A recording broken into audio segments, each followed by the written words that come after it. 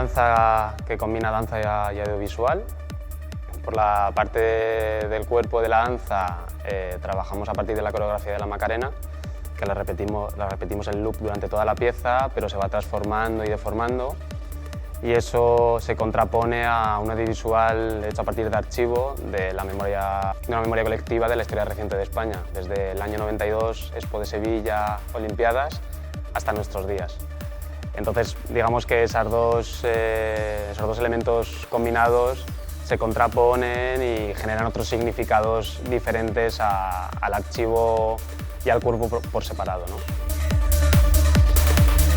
El archivo lo hemos construido a partir de una serie de encuestas que realizamos con personas anónimas, y la pregunta base era qué conceptos y eventos asociabas a la idea de España.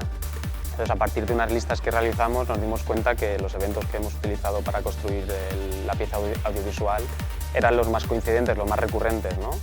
El 11M, el 8M, el no a la guerra, el Plestis, todo este tipo, las Olimpiadas de Barcelona. ETA es una gran nación y los terroristas, muy terroristas. La Macarena, ¿no? como hit internacional, pero que remite efectivamente luego a lo español, pero jugamos justamente con eso, ¿no? Y desde el 92 en adelante la Macarena es como un hit internacional, pero nosotros jugamos también al opuesto, ¿no? A esa decadencia, digamos, en ciertas cosas social, cultural y política, que no solo, porque efectivamente hay ciertas partes audiovisuales de la pieza que se muestran tal y como son sin ser panfletarias. En otros momentos claramente hay un posicionamiento evidente, pero en otras creo que dejamos como esa abertura al espectador o a la espectadora para que él o ella pueda juzgarlo desde su propia vivencia y desde su propio pensamiento. Con ella quiero representar un poco esa idea de lo popular, ¿no? Que también está inherente a la música pop, a la Macarena, ¿no?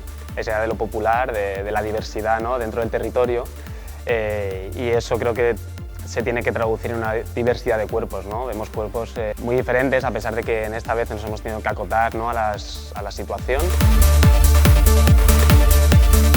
Como espectador, yo voy a ver algo y esta idea de repetir algo hasta la saciedad, a mí me alucina. Es verdad que puede ser uno de los inicios de este trabajo, pero sí que es verdad que esta pieza se podría mantener en esta repetición en bucle de la Macarena, yo creo que durante bastante más tiempo.